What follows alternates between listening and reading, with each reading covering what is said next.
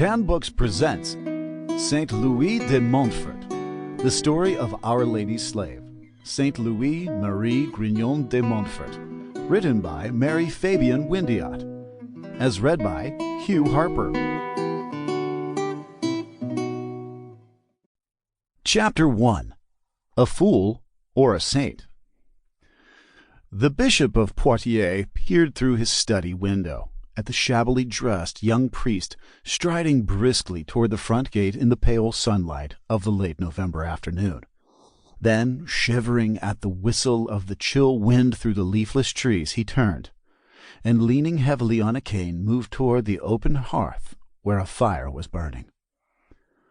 "Father Louis Marie Grignon," he muttered wearily, shaking his head as he warmed himself over the leaping flames.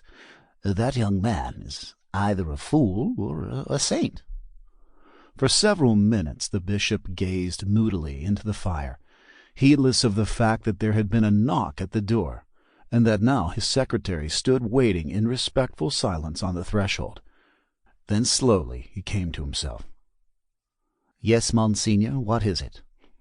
The newcomer, a tall, severe-looking man in his middle 40s, bowed stiffly. "I brought you the papers, your lordship, the ones you wanted about Father Grignon.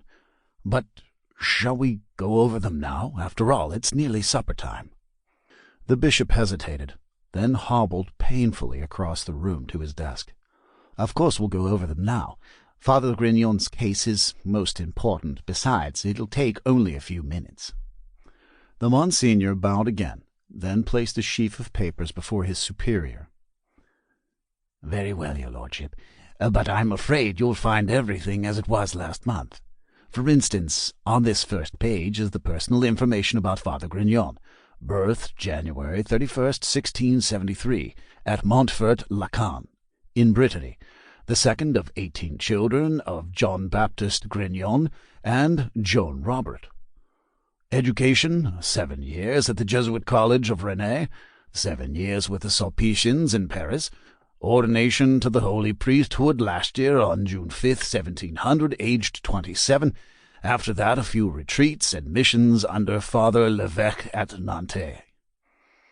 The bishop listened in moody silence. Then suddenly he shifted impatiently. "Yes, Monsignor, I know all this.